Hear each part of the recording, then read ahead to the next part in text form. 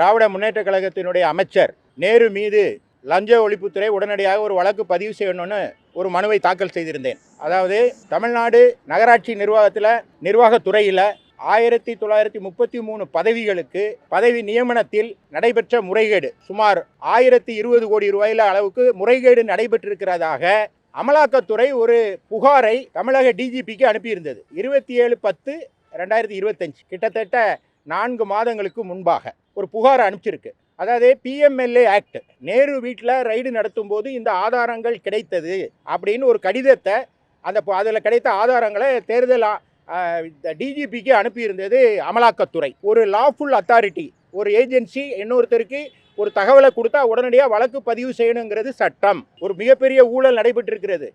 வேலை வாய்ப்பை பற்றி நாங்கள் உருவாக்கி தருவோன்னு சொல்லிட்டு தேர்தல் வாக்குறுதி கொடுத்துட்டு அந்த வேலை வாய்ப்பை பணத்தை பெற்றுக்கொண்டு கொடுத்தாருங்கிறது குற்றச்சாட்டு. அப்ப அந்த குற்றச்சாட்டை லஞ்ச ஒழிப்புத்துறை விசாரிச்சிருக்கணுமா இல்லையா? பண்ணல. அவ்வாறு செய்யாத போது சட்டமன்றத்தில் பேசலாம், மக்கள் மன்றத்தில் பேசலாம், கடைசியில் நீதிமன்றத்தில் ஒரு நிவாரணம் கேட்டு இதில் நீதியை கொடுங்க அப்படின்னு ஒரு வழக்கை தாக்கல் செய்தேன். இப்போ அதிமுக மந்திரி வீட்டில் ரைடு நடத்துறீங்க, எப்போ எஃப்ஐஆர் போடுவீங்க? ஆமாம், ஒரு விஓட்ட யார்கிட்டயோ ஒருத்தட்ட ஒரு கம்ப்ளைண்ட்டை வாங்கி ராத்திரியே 11 மணிக்கு எஃப்ஐஆர் போட்டு காலையில் பல்லு விளக்கு முன்னாலே நேராக ரைடுங்கிற பேரில் கதவை தட்டி முன்னாள் அமைச்சர்கள் வீட்டில். நீதிங்கிறது எல்லாருக்கும் பொதுவானது தானே.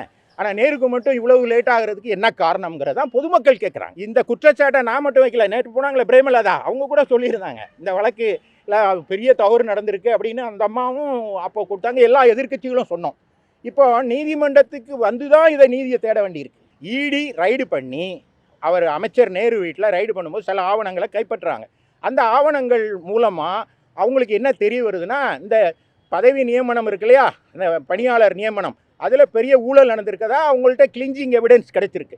அந்த எவிடன்ஸை அவங்க வச்சுக்கிட்டு அப்படியே தூங்க மாட்டாங்க, ஏன்னா அது லாஃபுல் அத்தாரிட்டி. எனவே மாநில அரசு தான் அதுக்கு பொறுப்பு அப்படின்னு டிஜிபிக்கு அனுப்புகிறாங்க. ஆனால் டிஜிபி என்ன செய்கிறாரு? அதை உடனடியாக லஞ்ச ஒழிப்புத்துறைக்கு அனுப்பிச்சு வழக்கு பதிவு செய்ய சொல்லியிருந்தா நாங்கள் வந்திருக்க மாட்டோம்.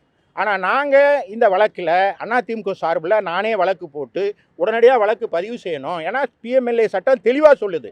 66(2) பிரிவு 2 என்ன சொல்லுதுன்னா, ஒரு லாஃபுல் அத்தாரிட்டி ஒரு டாக்குமெண்ட்டை கொடுக்கும்போது தெருவில் போகிறவங்க இல்லை, அப்போ ஒன்று டாக்குமெண்ட் கொடுத்துருக்காங்க, அந்த டாக்குமெண்ட் படி ஏன் நீங்கள் நடவடிக்கை எடுக்கல? தமிழ்நாடு போலீஸ் மீது எனக்கு நம்பிக்கை இல்லை, நான் அதை வேறு ஏஜென்ட், ரொம்ப கேவலங்க, ஒரு அரசாங்கத்துக்கு இதை விட கேவலம் வேண்டாம், நான் வேறு ஏஜென்சிக்கு கொடுத்துடலாம் அப்படின்னு நாங்கள் நினச்சோம். ஆனால் நீங்கள் பிரிலிமினரி என்கொயரி நடத்தி கொண்டு இருப்பதனால் நான் அதை ஏற்றுக்கொண்டு, ஆனால் பிரிலிமினரி என்கொயரி இந்த வழக்கிற்கு தேவையில்லை, அதனால் உடனடியாக எஃப்ஐஆர் போடுங்க அப்படின்னு சொல்கிறேன் என்று சொல்லிவிட்டார்.